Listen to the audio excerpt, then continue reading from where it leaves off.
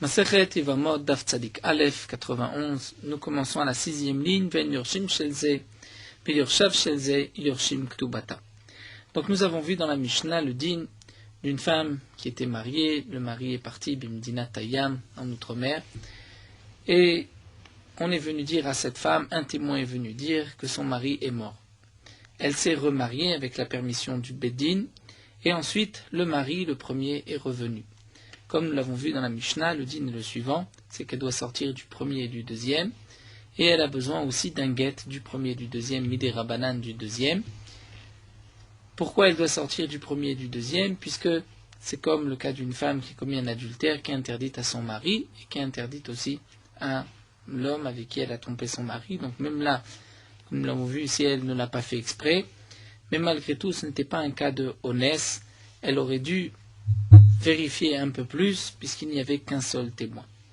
Et la Mishnah nous enseigne que les héritiers de l'un et les héritiers de l'autre, c'est-à-dire du premier mari et du deuxième mari, ne vont pas hériter de sa ktuba. Alors demande l'agma ktuba mai avideta. Que signifie ils ne vont pas hériter de sa ktuba? Mais la femme n'a pas de ktuba, comme nous l'avons vu dans la Mishnah, elle n'a pas le droit à une ktuba ni du premier mari ni du deuxième. Amar Rav Papa nous dit, ce qui est marqué en Yorshav Shezeh, il s'agit de la Ktubat Benin Dichin. De la Ktubat Benin Dichin, c'est-à-dire les enfants, Benin Dichin en araméen, les garçons. Les enfants mâles, les garçons. C'est-à-dire, comme nous l'explique Rashi, c'est marqué dans Masechet Ktubot, que lorsqu'un homme donne une Ktuba à sa femme, il écrit dans la Ktuba, il a un engagement en plus de la Ktubat Benin Dichin, qui est appelée la Ktubat Benin Dichin. C'est-à-dire, il va marquer que les Benin Dichin, les enfants, les garçons que cette femme va avoir avec cet homme vont hériter de la Ktuba en plus de la part d'héritage qu'ils ont avec leurs frères. C'est-à-dire, dans le cas où il y a un deuxième mariage, donc le mari veut assurer à sa femme que les garçons de cette femme vont hériter de la Ktuba de cette femme, même si c'est la femme qui meurt avant le mari. Normalement, si c'est le mari qui meurt avant la femme, donc la femme va hériter, va prendre sa ktuba. Mais si c'est la femme qui va mourir avant le mari, la femme ne va pas prendre de ktuba, les enfants ne vont pas prendre de ktuba. Les Khamim ont institué que malgré tout, si cette femme est morte du vivant de son mari, et que le mari s'est remarié, et qu'il a eu des enfants avec une seconde femme, et qu'ensuite le mari est mort. Donc c'est vrai qu'il faut partager les biens du mari entre tous ses enfants. Donc le din est le suivant, c'est qu'on va d'abord donner la ktuba des enfants de la première femme, donc le montant de la ktuba de cette femme.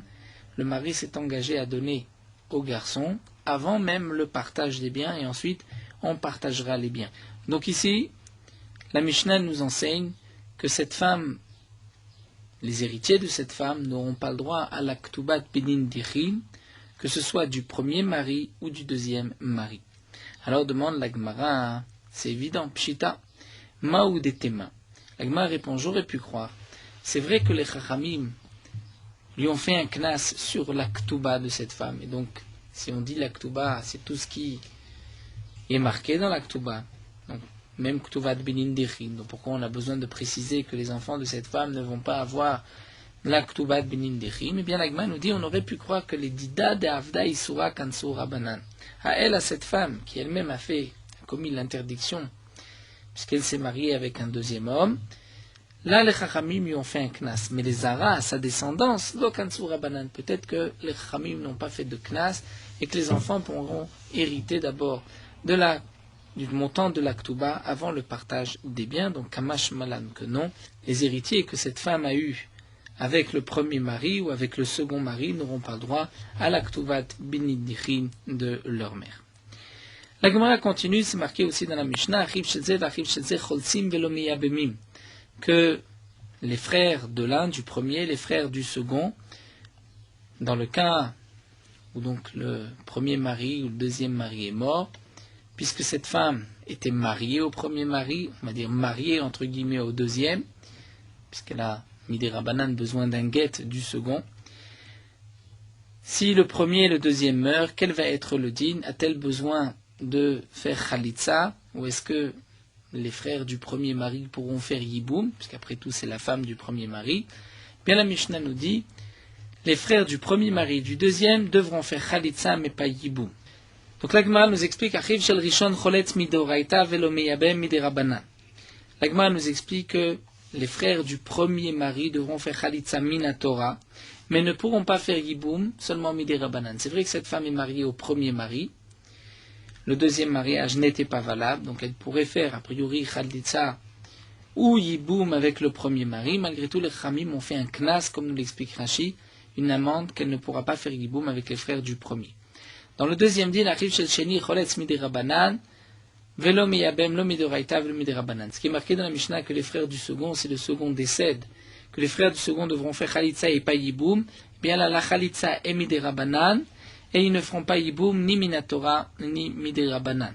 C'est-à-dire, nous explique Rashi, que la khalitsa avec le second est exigée miderabanan. Bien que il ne devrait pas y avoir besoin de khalitsa, puisqu'elle n'était pas mariée au deuxième homme, deuxième mari. Donc même s'il décède, il n'y a pas de mitzvah de yiboum de khalitsa. Malgré tout, les Khamim ont institué une khalitsa pour ne pas que on se trompe, pour ne pas que les gens disent mais tiens, le premier l'a divorcé, le second l'a épousé, et ensuite elle n'a pas besoin de khalitsa du second. Donc comme on l'avait dit pour le guet, de la même manière qu'elle a besoin d'un guet du second, il faut aussi qu'elle reçoive khalitsa du second.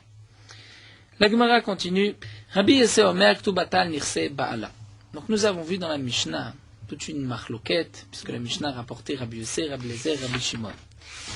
Nous allons reprendre la Mishnah qui était d'Afpezaïn à Moudbet, où dans la Mishnah c'est marqué qu'elle ne reçoit pas de Ktuba ni du premier mari ni du second mari. Rabbi Yosef vient rajouter, n'est pas d'accord avec Tanakama, et Rabbi Yosef nous dit, elle a une Ktuba du premier mari. Rabbi Lazar continue, puisque d'après Tanakama, ni le premier ni le second mari pourront prendre l'objet trouvé de cette femme ou les gains, le travail de cette femme, ne pourront pas faire non plus Afarat Nedarim. Et Rabbi Lazar vient dire, le premier Harishon, qui est le véritable mari, pourra recevoir la métier, l'objet trouvé de cette femme, Maaseh Yadea, son travail, et même Afarat Nedarim, il pourra lui annuler les vœux, puisque c'est sa femme.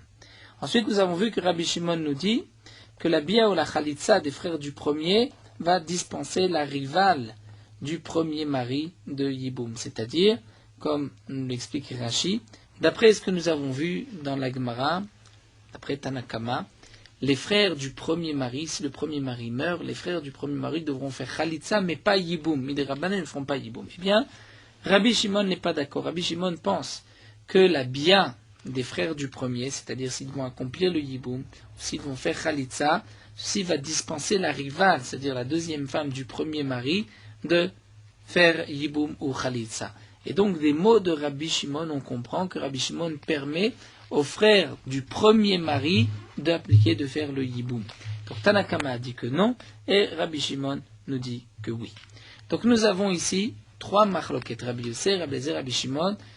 Les trois sont en marloquette chacun sur un point différent de Tanakama. Alors la Gemara ici nous dit Amar Ravuna, Ravuna nous enseigne que Batrae modul Kamae. Les derniers sont d'accord avec les premiers, mais Kamae le modul Batrae. Mais le premier n'est pas d'accord avec les derniers. C'est-à-dire, le premier c'est Rabbi Yosef qui est rapporté, ensuite Rabbi Lezer et Rabbi Shimon. Bien Ravuna nous dit, les derniers sont d'accord avec les premiers, c'est-à-dire Rabbi Shimon, Rabbi Lazar sont d'accord avec Rabbi Yosef. Rabbi Shimon est d'accord avec Rabbi Lazar est d'accord avec Rabbi Yosef. Mais Rabbi Yosef n'est pas d'accord avec Rabbi Lazar n'est pas d'accord avec Rabbi Shimon. Comment ça? Alors la Gemara nous explique. Rabbi Shimon, modèle Rabbi Lazar. Rabbi Shimon est d'accord avec Rabbi Lazar. C'est-à-dire, Rabbi Shimon qui a dit que les frères du premier mari pourront faire la mitzvah de Yiboum. Rabbi Shimon, lui, est d'accord que le premier mari aura droit à l'objet trouvé et au travail de cette femme. Pourquoi? Dema biadi karisura lokani, si déjà d'accomplir la mitzvah du Yiboum, les frères du premier mari puissent accomplir la mitzvah du Yiboum, où là, c'est on va dire, l'essentiel de l'interdiction. Eh bien, malgré tout, les Chachamim, d'après Rabbi Shimon, n'ont pas fait de knas. Eh bien, à plus forte raison que Metziata ou Maseyadeh des Mamonahu, que les Chachamim n'ont pas fait de knas. Si déjà les Chachamim ont permis aux frères du premier de accomplir la mitzvah du hiboum, donc même par une relation, même par un acte, qui est l'essentiel, on va dire, du Issour, il n'y a pas de knas, comme le pense Tanakama. Rabbi Shimon n'est pas d'accord, il pense qu'il n'y a pas de knas. Mais à plus forte raison que sur des questions d'argent, on ne fait pas de knas et on considère que la metzia, ce qui a été trouvé par la femme, ou le travail de ses mains, puisque c'est mamona, appartient au mari. Donc Rabbi Shimon, qui est d'accord que les frères du premier peuvent faire yiboum, pensera aussi que la metzia, l'objet trouvé, appartient au premier mari. Mais Rabbi Lazar, lui inversement, l'homme de Rabbi Shimon n'est pas d'accord avec Rabbi Shimon. Pourquoi? Parce que metziatom asiyadade mamonehu lokanis, puisqu'on pourrait dire le contraire, c'est que d'après Rabbi Lazar, tout ce qui est question d'argent, là c'est vrai que les Khamim n'ont pas fait de knas. Aval biyad, isura ou kanis. Mais la biyad, c'est-à-dire de permettre le yiboum, ça les Khamim ont fait un knas. Donc nous avons déjà vu que Rabbi Shimon, donc le Batrae, est d'accord avec Rabbi Lazar, mais Rabbi Lazar n'est pas obligatoirement d'accord avec Rabbi Shimon. On continue. Le Rabbi Yossé et les deux, Rabbi Shimon et Rabbi Lazar, sont d'accord avec le premier, avec Rabbi Yossé. Qu'est-ce que nous enseigne Rabbi Yossé? Que la Ktuba, c'est sur les biens du premier. Le premier doit donner une Ktuba. Mais on va dire, Hane de Yadve Tutel Okanis, si déjà, Hane, c'est-à-dire sur le gain, sur la trouvaille de la femme, lorsque la femme vit avec moi, c'est-à-dire elle est assise, elle est dans le domaine du mari, on n'a pas fait de knas, et bien à plus forte raison qu'on ne fera pas de knas pour la ktuba, et qu'elle pourra prendre sa ktuba, puisqu'en vérité la ktuba c'est pour sortir. Donc si déjà lorsqu'elle reste avec cet homme-là, elle doit sortir, les Chachamim m'ont dit, t'es misé ou misé. Les Chachamim ont fait un knas, comme nous l'avons vu d'après Tanakama, que l'objet trouvé ou les gains de cette femme n'appartiennent pas au premier mari. Pourquoi? Pour qu'il puisse plus rapidement la divorcer. De même, elle n'a pas de ktuba, il y a un knas. Mais Rabbi Yossé nous dit qu'elle a une ktuba. Donc si Rabbi Lazar lui pense que tout ce qui est comme metzia masiyada, lorsqu'elle est encore chez son mari, on ne fait pas de knas, on laisse au mari la possibilité de prendre le travail de sa femme, ce qui risque de les retenir ensemble plus longtemps. Le mari ne va pas rapidement la divorcer.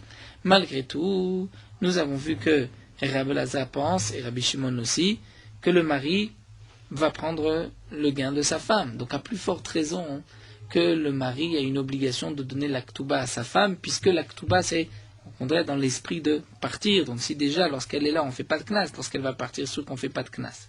Mais inversement, peut-être pas, inversement nous dit la Gemara, mais Rabbi Yossé, lui, l'homme Odéléou, n'est pas d'accord avec Rabbi Lazar, Rabbi Shimon. Pourquoi? Rabbi Yossé pense que c'est vrai qu'elle va recevoir une ktuba du premier. Pourquoi? Parce qu'elle va recevoir la ktuba et elle va partir. La ktuba, c'est au moment où elle va partir. Et nous, on veut qu'elle parte puisqu'elle est interdite au premier mari. Donc ça, Rabbi Yossé nous dit, c'est vrai qu'on ne fait pas de knas. Pourquoi? Ktuba de mishkal mifaku, puisque la ktuba, c'est prendre et sortir. Le kanis, il n'y a pas de knas. Ça va l'année de yadve tout est kanis.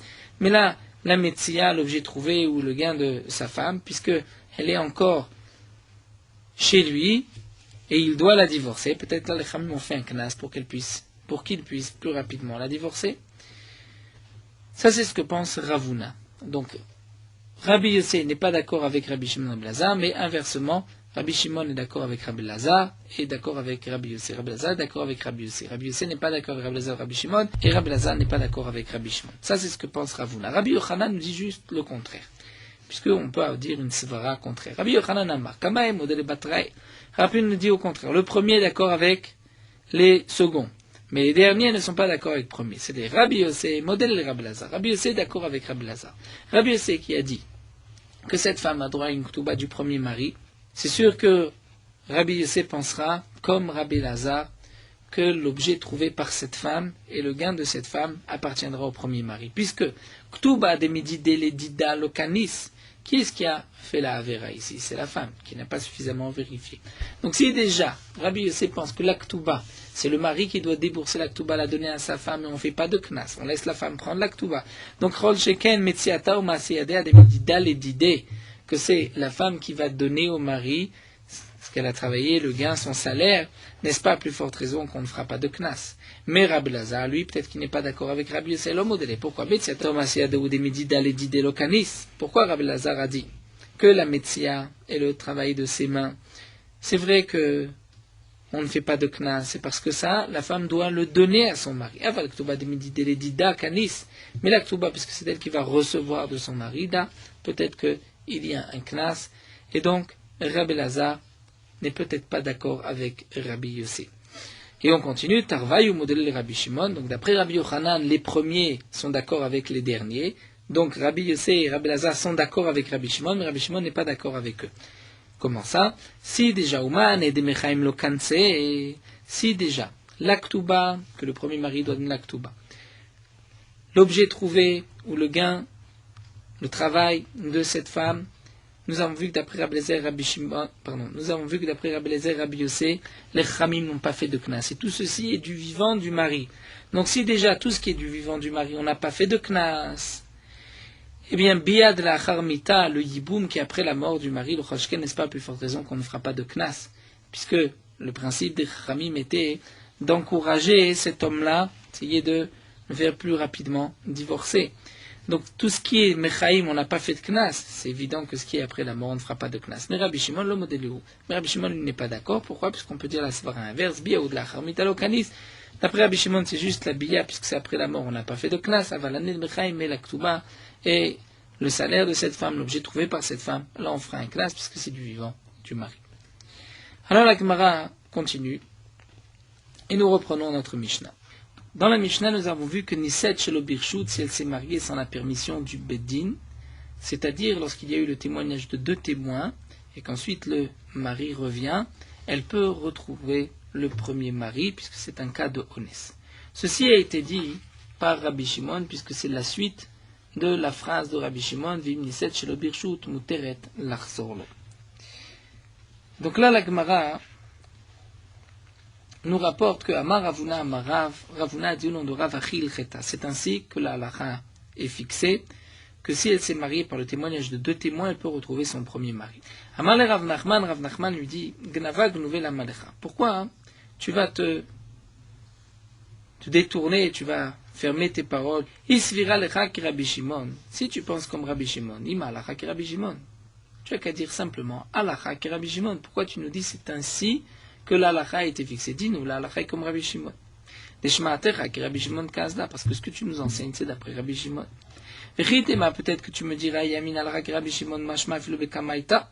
Peut-être que tu pourras me dire que si j'avais dit, la halakha est comme Rabbi Shimon, on aurait pu croire que la halakha est comme Rabbi Shimon, même sur le premier point de Machloket entre Tanakama et Rabbi Shimon, lorsqu'il n'y avait qu'un seul témoin, que d'après Rabbi Shimon, les frères du premier mari pourront même accomplir la mitzvah du hiboum. Et toi, tu ne veux pas trancher comme Rabbi Shimon sur ce point-là, mais seulement sur le deuxième point, c'est marié par le témoignage de 2 témoins.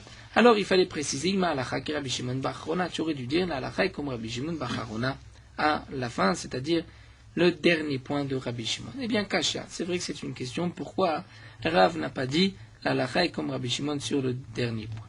Mais Amar Rav Sheshat continue, il dit Amina, j'ai dit que Kinaim Shachiv Rav Amra Lashmata, Rav a rapporté cet enseignement-là, l'a dit lorsqu'il était à moitié endormi. Pourquoi? Parce que nous dit Rav Sheshat, si Rav nous enseigne que la halakha est ainsi, lorsqu'on dit la halakha est ainsi qu'on vient trancher, c'est qu'il y a une machloket, halakha michlal dépliquée. Ça voudrait dire que les Chachamim ne sont pas d'accord. Ça voudrait dire que d'après les Chachamim, si cette femme s'est mariée par le témoignage de 2 témoins et qu'ensuite le mari revient, elle sera interdite au premier. Pourquoi demande la Gemara? Mayavel et les Mevat, que pouvait-elle faire? Mi Anas, Ansa, c'était un cas de force majeure puisqu'elle a 2 témoins et que la Torah dit qu'on doit écouter 2 témoins. Ve'od Tanya, de plus, il y a une braïta où nous allons voir que d'après les Chachamim aussi, elle est permise au premier, puisque c'est marqué Kol ha'arayot shebat Torah, pour toutes les relations interdites de la Torah, les incestes. En tzrichot haimenu get. Si un homme s'est marié avec une femme qui lui est interdite, mais arayot, elle n'a pas besoin de get. Le mariage ne prend pas. Chutz me'eshetish sheniset alpi beddin. À l'exception d'une femme mariée qui s'est remariée par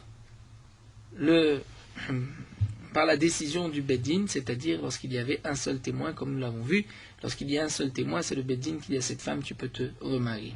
Donc nous voyons ici que c'est marqué pour toutes les relations interdites, à l'exception de Eshetish, elles n'ont pas besoin les femmes n'ont pas besoin de guet. Mais pour Eshetish qui s'est mariée sur le témoignage d'un seul témoin, là elle a besoin d'un guet. Ça voudrait dire Alpi Bedin ou des Baïguet. C'est seulement s'il y a un Bedin qu'il faut un guet. Mais Alpi Edin, si elle avait reçu 2 témoins, lo Baïgita, elle n'a pas besoin de guet.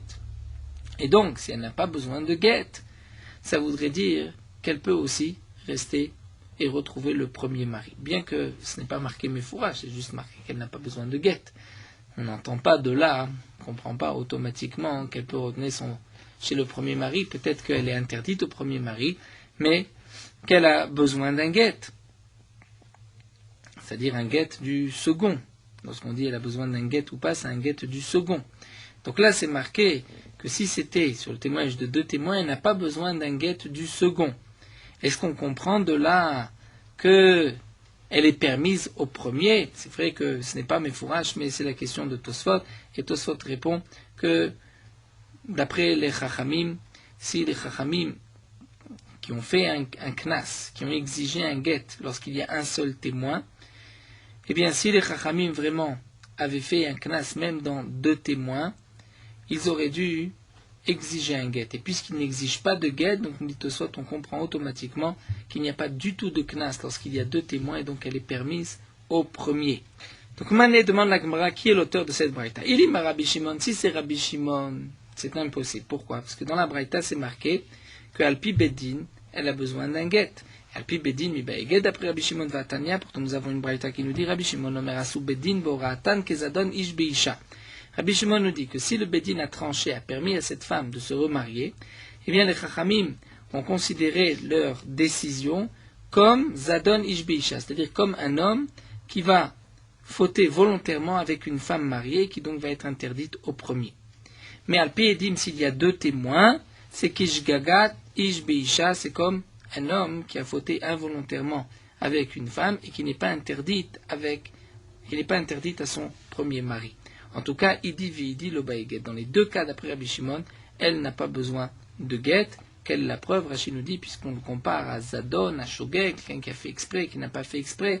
Donc on ne compare pas cela à un mariage, mais juste un homme qui a une relation interdite, volontairement ou involontairement. En tout cas, nous voyons de là que d'après Rabbi Shimon, si cette femme s'est mariée par la décision du Bedin, elle n'a pas besoin d'un guet du deuxième, d'après Rabbi Shimon. Donc la braïta où c'est marqué que si cette femme s'est remariée par la décision du Bedin, elle a besoin d'un guet du second. Et donc j'ai déduit de là que s'il y avait des témoins, elle n'a pas besoin de guet du second. Ça ne peut pas être Rabbi Shimon, et la lave c'est obligatoirement Rabbanan Hi, c'est les Chachamim. Et si c'est les Chachamim, je vois que lorsque elle s'est mariée parce qu'il y avait 2 témoins, elle n'a pas besoin de guet du second, et donc elle est permise aussi au premier. Et donc là, la Gemara va prouver que même d'après les Chachamim, c'est la question de Rav Sheshat, elle est permise au premier. Si c'est ainsi, la question de Rav Sheshat revient. Pourquoi Rav a dit c'est ainsi que la halakha a été fixée comme Rabbi Shimon, puisque même les Chachamim sont d'accord. Alors la Gemara reprend et nous dit non. Leolam Rabbi Shimoni. En vérité, l'auteur de la Braïta, ce n'est pas les Chachamim, c'est Rabbi Shimon. Alors Vetarit Sachis, c'est ainsi qu'il faut comprendre la Braïta pour ne pas avoir une contradiction avec Rabbi Shimon même. Il faut dire Rabbi Shimon Omer. Asu bedin boratan ke kavanat ishbisha. Non pas comme on l'avait vu, Kezadon, mais Kavanat. C'est-à-dire, les Chachamim, le Bedin, lorsque le Bedin a décidé, a permis à cette femme de se remarier, c'est comme Kavanat Ishbeisha. C'est-à-dire, le deuxième mariage, c'est comme un homme qui a la Kavana par une bia de se marier avec cette femme. Et donc, Ubaeget, il faut un acte de divorce par la suite. Mais Alpi Edim, lorsque c'est par le témoignage de 2 témoins, c'est que chez l'Obecavanatish Beisha, c'est-à-dire les Khamim ont décidé que, puisqu'elle s'est remariée, c'est comme si un homme avait eu une relation de concubinage avec une femme sans intention de mariage, et elle n'a pas besoin de guet. C'est-à-dire que, maintenant répond la Gemara, d'après Rabbi Shimon, lorsque le Beddin permet à une femme de se remarier, les Khamim ont dit, mais attention, si le mari revient, elle aura besoin d'un guet du second, parce que c'est comme si c'est maintenant un mariage normal. Mais si c'est le témoignage de 2 personnes, et qu'on n'a pas besoin du Bedin, là c'est comme s'il y avait eu un concubinage avec le second, et elle n'a pas besoin de guet. La question de Rav Sheshat est répondue, ce n'est pas les Chachamim, c'est Rabbi Shimon. Peut-être que d'après les Chachamim, dans le cas où il y a 2 témoins, elle sera interdite au premier. Ravashi Amar, Ravashi continue et nous dit Li'inyan Isura Katane. C'est-à-dire que Ravashi reprend, c'est en vérité comme on pensait au début, Kezadon Ish Be'eshetish, mais Ravashi nous dit on ne parle pas de get ici. On parle juste de Isur. Vachekama, Subedin Boratan Kezadon Ish Be'isha ou Mitasral Ba'ala. C'est-à-dire que le Bedin a décidé que lorsque le Bedin va dire à une femme tu peux te remarier, le deuxième mariage c'est Kezadon Ish Be'isha, c'est-à-dire comme un homme qui va fauter volontairement avec une femme, si le mari revient. Et donc à ce moment-là, Mitasral Ba'ala, elle sera interdite au premier mari. Mais Al-Pi Edim, s'il y a deux témoins que c'est Keshkigat Isha Be'isha, c'est comme un homme qui faute volontairement avec une femme, mais l'homme Mitasral Ba'ala ne sera pas interdite à son mari, mais dans tous les cas, on ne parle pas du guet, elle a besoin d'un guet dans les deux cas. Et donc, on peut maintenir que cette braïta où c'est marqué, dans toute la rayot de la Torah, elle n'a pas besoin de guet, à l'exception d'une femme mariée qui s'est mariée par la décision du Beddin, où là elle a besoin d'un guet du second. On a voulu dire que c'était d'après les Chachamim, mais on peut maintenir c'est d'après Rabbi Shimon. On avait posé la question, mais d'après Rabbi Shimon, elle n'a pas besoin de guet, puisque c'était Alpi Beddin. Eh bien non, cette braïta qu'on a rapportée, on avait compris des paroles de Rabbi Shimon qu'elle n'a pas besoin de guet, au contraire, maintenant que nous avons expliqué ainsi, elle a besoin d'un guet. La Gemara nous rapporte une dernière réponse, Ravina Amar. Ravina nous dit que les Amar l'Inyan Korban Katane, c'est-à-dire cette braïta, on nous parle en vérité concernant le Korban. C'est ainsi qu'il faut lire. Donc la braïta de Rabbi Shimon, Asu Beddin Boratan, le Beddin, par sa décision, lorsque cette femme s'est remariée, c'est Kezadon Ish Be'isha, c'est comme un homme qui faute volontairement avec une femme, Velo Matia Korban, et donc ils ne vont pas apporter de Korban si le mari revient, puisqu'un homme qui faute volontairement n'a pas de Korban à apporter.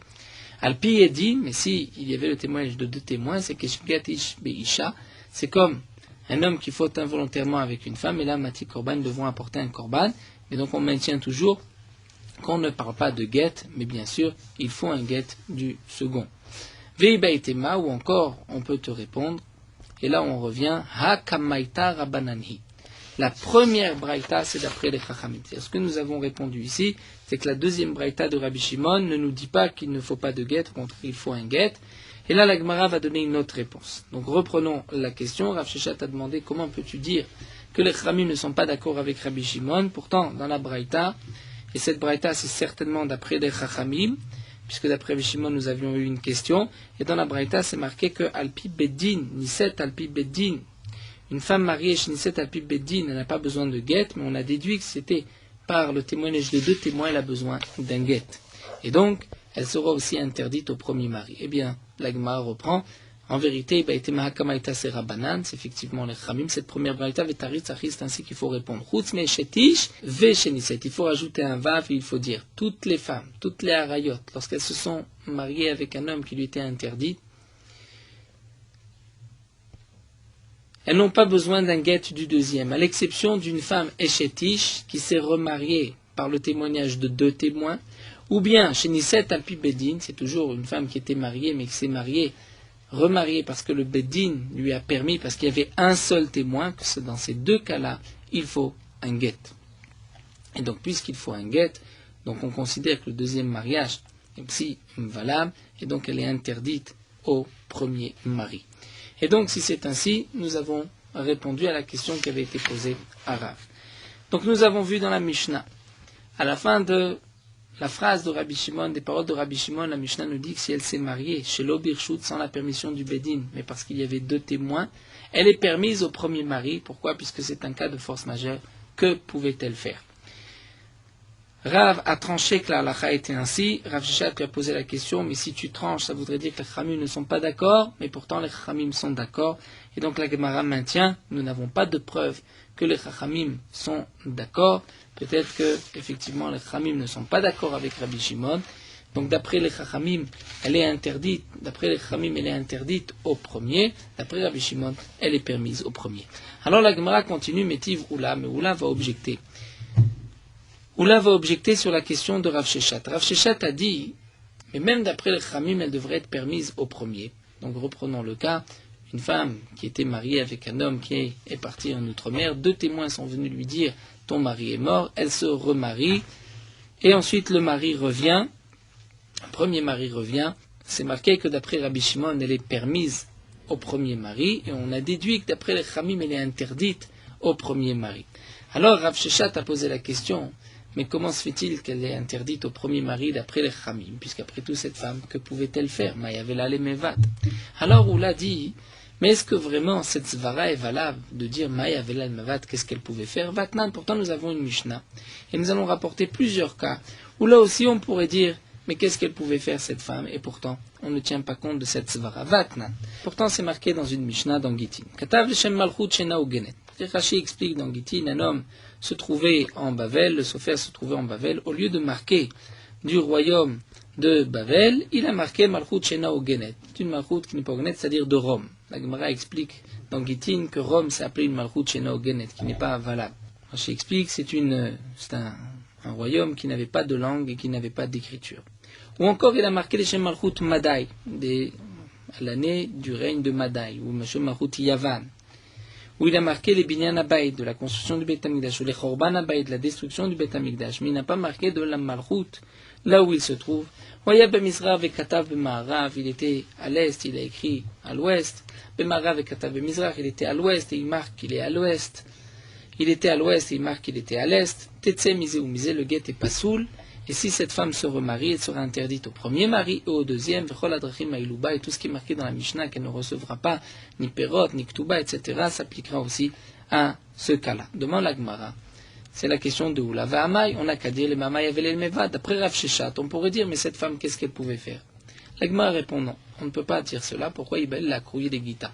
Cette femme aurait dû aller montrer ce guet à un Talmid Chacham et voir est-ce que le guet est valable ou pas. Elle ne l'a pas fait, elle s'est remariée, eh bien, on va la punir, elle sera interdite au premier mari et au deuxième, puisque c'est comme si elle a commis un adultère, et on lui fera tous les knassim que nous avons vus, toutes les punitions de la Mishnah. Alors la Gemara continue à Marav Shimi Barashit Tashma, voici une autre preuve. À connaître cet Ibamto, un homme qui a épousé sa Yibama, donc la femme de son frère. Son frère est décédé sans laisser d'enfant. Val Chatzarata, donc la riva, la deuxième femme de son frère, n'avait pas besoin de Yiboum et de Khalitza, puisque lorsqu'un homme meurt et laisse 2 femmes, il y en a une seule qui fait Yiboum ou Khalitza. Véniset, donc la rivale s'est remariée, Véniset zo Ailonite. Il s'avère que la première, celle qui a fait Yiboum, était Ailonite, et nous avons vu que la Ailonite n'est pas concernée ni par Yiboum ni par Khalitza.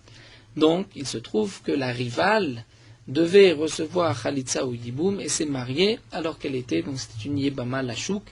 Et Rachid nous explique que d'après Rabbi Akiva, qui est l'auteur de cette braïta, c'est comme s'il y avait eu ici un karet, et s'il y a eu un karet, donc tétsé comme un arayot, nasest, et donc tétsé misé ou misé, elle doit sortir du premier mari et du deuxième, vechol adrachim ailuba, et toutes les punitions de la Mishnah s'appliqueront là aussi.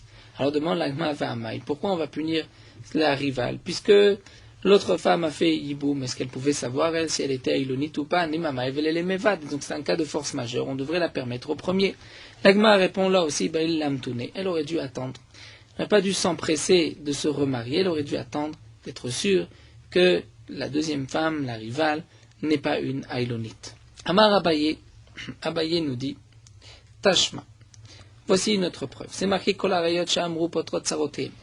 Toutes les harayot que nous avons vues au début du premier Pérec, les 15 harayot, c'est-à-dire Réhouven était marié à la fille de Shimon, mais aussi à une autre femme. Réhouven est mort, puisque Shimon ne peut pas faire Yiboum avec sa fille, donc la rivale va être aussi dispensée du Yiboum potrot sarotem. Quel va être le din lorsque Al-Khut Sarot, Vénisou, les Tsarot, les rivales, la rivale de la fille de Shimon est partie, s'est mariée, ensuite il s'avère que la fille de Shimon était aïlonite. Si elle était aïlonite, donc elle n'avait pas de mitzvah d'Yiboum. Si elle n'a pas de mitzvah du Yiboum, donc la deuxième, la rivale, aurait dû faire Yiboum ou Khalitza. Elle n'a pas fait, elle s'est remariée, là aussi on dira Tetse, Misé ou Misé, Vechol Adrechim Ailuba. Elle devra sortir du premier mari, du deuxième, c'est-à-dire du premier mari qui est décédé, donc du Yabam, et aussi du deuxième, Vechol Adrechim Ailuba, et on appliquera toutes les punitions de la Mishnah. Pas de Ktuba, pas de Mezonot, etc. Là aussi, demande l'agma, vamainima velimvad, on pourrait dire, mais cette femme, qu'est-ce qu'elle pouvait faire? Est-ce qu'elle pouvait penser que la fille du Yabam, de Shimon, était aïlonite? L'agma a dit là aussi, il l'a tourné. Elle aurait dû attendre. Elle n'a pas attendu, elle est interdite au Yabam. Amar Rava rapporte une autre preuve, Tashma. C'est marqué Katav Sofer Get le Ish Veshovar le Isha. Normalement, lorsqu'un homme va divorcer de sa femme, il va chez le Sofer, il va ordonner au Sofer d'écrire un get, et la femme va demander au Sofer d'écrire un reçu, puisque lorsqu'elle va recevoir l'argent de sa Ktuba, elle va donner le reçu à son mari. Donc le Sofer a reçu l'ordre d'écrire un get et aussi un reçu pour la femme. L'homme paye le prix du get, la femme du Shovar, Veta'a. Et le Sofer s'est trompé. Fenatan get li isha veshovar li ish. Il a donné le get à la femme, le shovar à l'homme, et ils n'ont pas ouvert les papiers, ils n'ont pas regardé les parchemins. Ensuite, natnu zelazé vezelazé. Le mari est venu et a dit à la femme, voilà, je te donne le get. Et ce n'était pas un get, c'était un reçu. Et la femme a dit au mari, je te donne le reçu de la Ktuba, mais en réalité c'était le get. Donc il n'y a pas eu de divorce. Après, un peu plus tard, on ouvre les papiers, on voit que le get se trouve dans les mains de l'homme, et le reçu dans les mains de la femme. Et entre-temps, cette femme s'est remariée. Le din était misé ou misé, elle sera interdite au premier ou au deuxième mari, et tout ce que nous avons vu dans la Mishnah s'appliquera à toutes les punitions. Et là aussi, demande l'agma, on veut dire qu'est-ce que cette femme pouvait faire. Elle n'était pas, c'était un cas de force majeure, c'est le Sofer qui s'est trompé, elle s'est mariée en pensant qu'elle était divorcée. Pourquoi on l'interdit au premier mari? L'agma répond, elle aurait dû lire son get, le montrer à un Tamid Chacham, puisqu'elle ne l'a pas ouvert, n'a pas montré. Eh bien, c'est une faute de sa part, et c'est comme une femme qui a commis un adultère. Amar Ravashi continue, nous rapporte une autre preuve, Tashma. C'est marqué Shina Shemo Veshema. Si le Sofer, dans le get, a changé le nom de l'homme ou le nom de la femme, Shemiro Veshemira, le nom de la ville, ou habite l'homme, le nom de la ville, ou habite la femme. Tetse misé ou misé, le get est pas soul, si elle s'est remariée, elle sera interdite au deuxième mari, au premier aussi, et tout ce qui est marqué dans la Mishnah s'appliquera à cette femme, toutes les punitions. Ve'amai là aussi, pourquoi Nima Ma'evele Mevad, on pourrait dire, mais qu'est-ce que cette femme pouvait faire? Elle s'est mariée en pensant qu'elle était divorcée. L'agma répond, elle l'a cru, les Gita, elle aurait dû montrer son get à un Talmid Chacham. Amar Ravina nous rapporte une dernière preuve. Tashma, c'est marqué Kansa, Beget, Kereach. Si un homme s'est marié, il l'a épousé, Beget, avec un get Kereach, qui était, on veut dire, chauve. C'est-à-dire, Rachid nous explique qu'il y a dans la fin de Masret Baba Batra un digne du get Mekouchar, c'est-à-dire un get sur lequel on va plier, on va attacher, on va faire des nœuds, et sur chaque endroit où on plie, il faut la signature d'un témoin. S'il y a plus de nœuds que de signatures, c'est un get qui est appelé un get chauve, il lui manque les signatures, il n'est pas saoul. Donc une femme a reçu un tel get, elle ne s'est pas aperçue, elle s'est remariée, tetse ou misé, elle sera interdite au premier et au deuxième. Là aussi demande l'agma, mais qu'est-ce qu'elle pouvait faire? Elle ne savait pas que le get était pas saoul. Et l'agma répond, elle l'a crouillé les guitares. La femme doit aller demander à un Talmid Chacham Bedin, est-ce que le get est valable? Elle ne l'a pas fait. C'est donc une faute, si on peut dire volontaire, presque volontaire, et elle sera interdite au premier et au deuxième. Alors la Gemara, après avoir terminé tout cela, donc nous avons vu que d'après Rav Sheshat, on pourrait dire Maï Avele les Mevat, qu'est-ce que cette femme peut faire dans le cas où deux témoins sont venus? Bien Rav Papa savar les Mevad Uvda Bema Avele les Mevad. Rav Papa a voulu agir ainsi dans le cas d'une femme qui s'était remariée parce qu'elle avait reçu le témoignage de deux témoins que son mari était mort. Le mari est revenu, Rav Papa voulait permettre cette femme au premier mari en disant, mais cette femme, qu'est-ce qu'elle pouvait faire? Amarle Ravuna bed Rav Yishua, Rav Papa, mais Ravuna, le fils de Rav Yishua, a dit à Rav Papa, Vatania kolane matnaete. Pourtant, on a rapporté toutes ces Mishnayot que nous avons vues là plus haut dans tout ce Hamoud, où on voit qu'on ne dit pas Mayavele le Mevat. Amarle, mais Rav Papa a répondu, Velav chez nous, mais n'est-ce pas qu'on a répondu à toutes ces questions? Amarle, il lui a dit, c'est vrai, Vachinouye, Likuye, Velismor. Il y a des réponses, mais si déjà on pose la question, c'est vrai qu'il y a des réponses, c'est que ce n'est pas si évident. Et toi, tu vas maintenant permettre une femme au premier mari, pensant que la svara de Mayavele Mevad était juste, tu vois, que ici, on ne l'applique pas. C'est vrai que dans chaque cas, tu as des réponses, mais peut-être que tes réponses ne sont pas valables. Amar Ravashi nous dit, Velekala lo chayshinan, Mais à un col, on ne craint pas. C'est-à-dire, si elle s'est mariée par le Bédine, un témoin est venu dire que le mari de cette femme est mort, le Bédine a permis à la femme de se marier, et ensuite il y a un col, c'est-à-dire il y a une rumeur comme quoi le mari est vivant. Mais il n'est pas encore venu, on ne l'a pas vu. Est-ce qu'on tient compte du col ou pas? Demande à Gmahaï Kala, de quel col il s'agit? Il y Kala des Batar Nissim, c'est-à-dire si cette femme s'est remariée entre-temps et qu'ensuite il y a un col, on vient dire tiens le mari est vivant.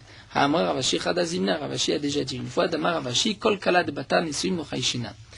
Toute rumeur qui sort après qu'elle s'est remariée, l'Ochaïshinan. Comme par exemple, dans le cas Rashi nous dit d'un Kohen qui a épousé une femme, et ensuite on vient dire, tiens, cette femme était une divorcée. Puisqu'il l'a déjà épousée, au moment où il l'a épousée, on n'avait rien entendu, eh bien, on ne craint pas tant qu'on n'a pas la preuve du contraire. Donc si c'est ainsi, pourquoi Ravashi se répète? L'Agma répond, Maod et Maouivatele Bedina, Vesharinan, Kekala de Kamenisuin Dame Vetitsar Kamashmanan. J'aurais pu croire, étant donné qu'elle a été au Bedin, elle avait besoin du Bedin. Parce que sans le Bedin, elle n'aurait pas pu se remarquer. Il n'y avait qu'un seul témoin. Donc puisqu'elle est venue au Bedin, ce n'était pas si évident de la permettre, c'est qu'on avait quand même un doute, peut-être que le mari était vivant. Donc lorsqu'on lui a permis et qu'ensuite il y a une rumeur comme quoi le mari est vivant, peut-être que cette rumeur, c'est comme, on peut la considérer comme si elle était déjà avant le mariage, puisqu'il y avait déjà un doute avant, et donc on pourrait interdire cette femme. On devrait tenir compte du col. Donc Kamashmanan Ravashi nous dit on ne tient pas compte de la rumeur puisque cette femme s'est mariée et que on n'a toujours pas vu le mari, donc elle pourra rester chez elle pourra rester chez ce deuxième mari tant que le premier n'est pas revenu. Là nous allons nous arrêter ici à Nice. Meorot halacha daf tzadik alef.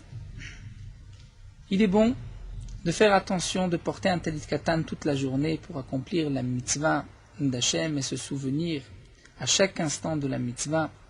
Comme un homme qui veut se souvenir de quelque chose, il fait un signe, un siman sur ses habits pour s'en souvenir.